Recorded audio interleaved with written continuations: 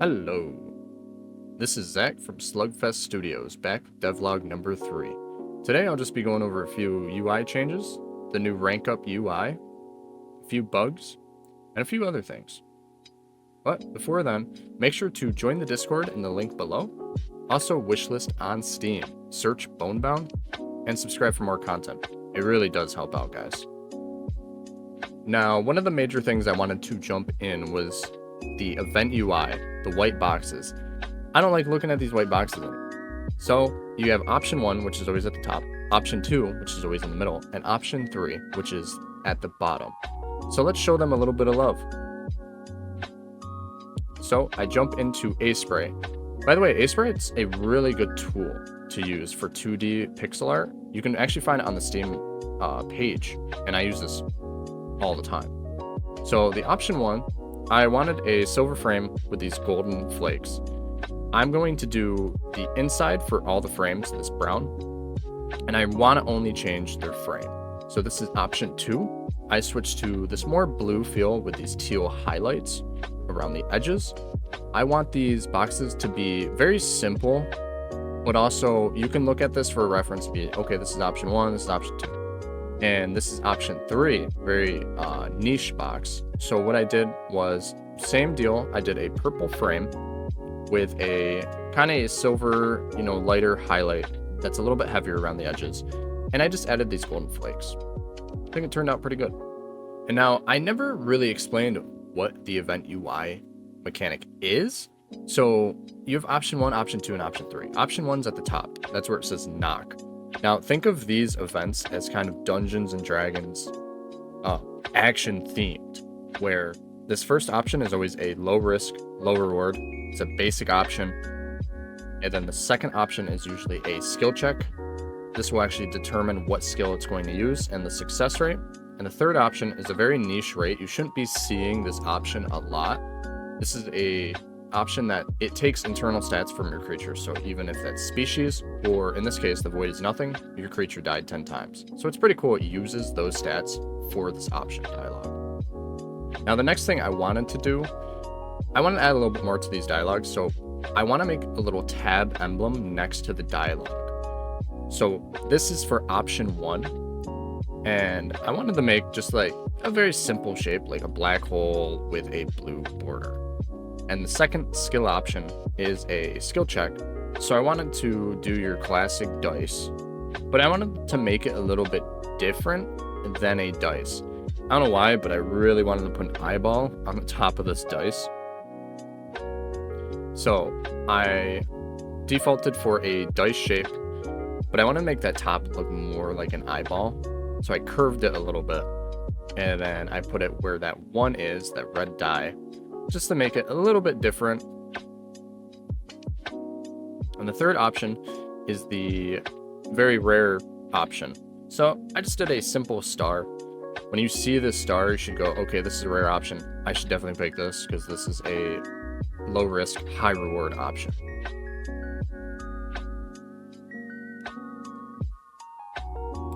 Now, once I have those finished, I can drop them in. I can replace these white boxes with what we just created. So here's me putting in option 1, option 2, and option 3.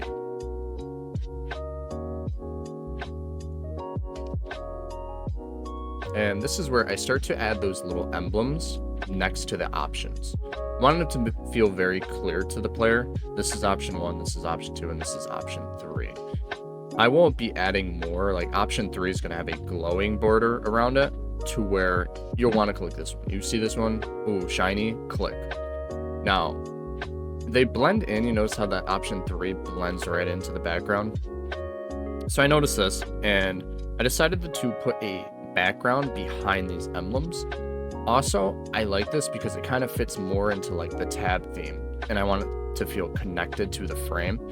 So I made that background color very close to the color of the frame to feel it more like it's connected. It's more connected to that frame, and it's more of a tab.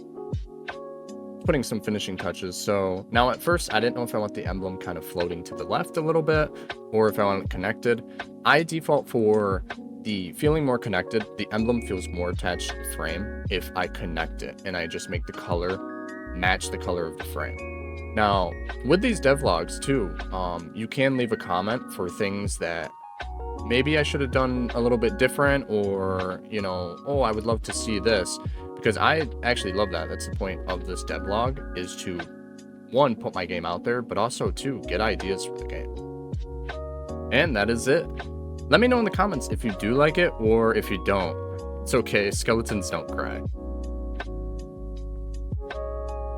Now, this is me showing that event UI in action when I'm running the game. So, I think it fills in the game a lot better for the event UI. Event UI isn't close to being done. There's a few more things that I want to add to it. And this is more on the polishing side, which normally I would want to do bare bones for stuff just to make sure the game runs and you can play the game and then do polishing. But this is a nice change of pace. And also, I enjoy seeing this. I stared at those white boxes for way too long. Now, speaking of the event UI, when I was doing it, I realized the story recap in that top right, it overlaps way too much, and it's been bothering me for so long. So I decided to jump into that next, and also work on this, just make it a little bit better for the player to understand. So what I did was I added a summon, death, and event. So now when you summon a creature, and they're all numbered, by the way, too, from first to second to third, what you do in order. So as you can see right from here, I have a summon. So this, you can actually keep track of when you summoned your creature, when your creature died, when your event. And I like this story recap. It's something that's not beneficial, and you can hit the X and you can turn this off if you don't want it. It builds out the world a little bit more. And there's actually like cool, like generated text for some of them to show what they did. So you can see right there, I got a summon, and then a death, and then an event. So those are the three options that's going to pop up. There might be more to kind of figure out like what's going on, and I might also add a text at the top where you can type in summon, so you can look for just summons, you can look for just events, like what happened in that event. Now you can actually check. And this is me just polishing it up a little bit more. So I have it where you click on an event, it will scroll towards the top of the event that you just did, or the summon or the death. Whatever just happened, it will pop that right in your face, right on that screen. Now, the next thing I did add, quick little thing, I added a new quest, deliver rations. This is cool because I can add a lot of different things. I can add a delivery type quest, a destroy creature type quest, a quest where it involves a skill check, persuading the mayor of the town. So there's a lot of different options for this quest. And before I just had one, the den mother, now I have two, deliver rations. Now, another thing that I totally forgot to show you guys, and I really want to show you guys, is it's a split system. So you have your species in the game, correct? Every single species, every single creature can have a subspecies. And so you can make creatures fit your theme of your deck. So if you want to build a beast themed deck or a demon beast deck, but this creature, he's an undead, there's certain items, there's certain ways to turn creatures from just an undead to a subspecies. And you can do this with anything. You can do this with a demon fairy, you can make a vampire animal, you can make a golem / elf. And this is the split card system, which this is also why I have that icon on the bottom. It's cool because it splits it right in half. So now we have an undead demon, and this guy is main undead, but now he's subspecies fairy. It can make some cool synergies if you're building your deck where like all golems get +1 defense. Now this creature benefits from that. I think this is just a really cool system, and there's a lot of items where you can change almost anything. And now to pretty much the meat of what I've been working on, and it's the rank up system. Rank up system is a huge mechanic of the game. So this is how you power up your creatures, how you get different type creatures, how you can, it's kind of cool because it's like you're trying to collect them all in a way. So now I have the rank up system. This is my default screen that I've had for a while, and I haven't really touched it. Now the cards load in. You have your default, your unique one. This is based off that great sword. Now you have a great skeleton rider. That's based off your unique 2. That's from that undead horse. So I start to expand this a little bit more. And I start to make the cards appear, but I want to add a lot more to this system. This is a system that a player should be excited to see.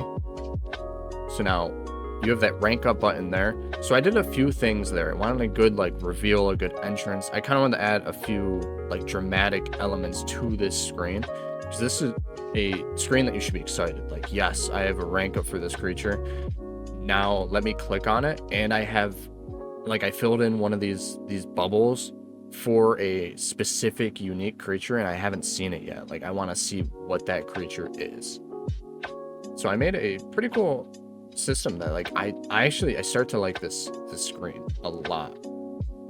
What it does, it summons this fog, pops in the creature behind it, the fog disperses, goes through it, and then these unique rank up will lock to this creature. Now with these unique rank ups, it will lock that item that you use to get that transformation. That's forever locked, and it fits into the theme. Like, that greatsword is always locked to that skeleton, because great skeleton, he always uses that greatsword. Same with skeleton horse. It's locked in because that guy rides the skeleton horse now.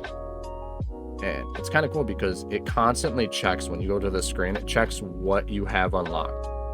So notice how I remove the skeleton horse, I still have the greatsword attached, the great skeleton still shows up.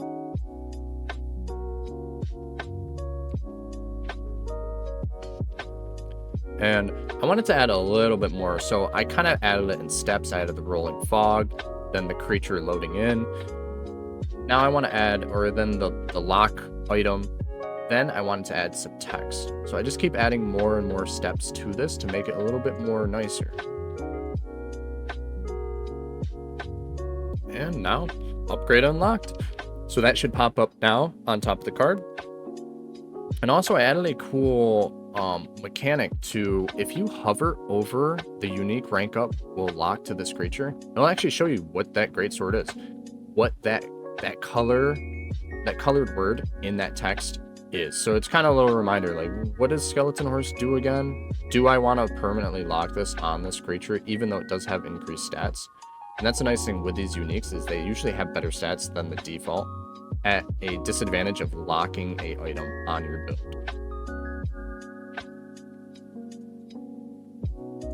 And that is it for devlog number 3. Once again, make sure to join the Discord. It does help. That's where you can see updates for the game. Wishlist on Steam, Bonebound. That does help a lot with just gaining traction with my game. And subscribe for more content so you can keep track of what's going on. Once again, I do love reading the comments, and if you want to see something added, or maybe add a little slight twist to something, let me know in the comments below. I'm totally open for it. That is it for devlog number 3. And always remember, if your golem fails an event, that's a rock bottom performance. I'll see you in the next devlog. Thanks for watching.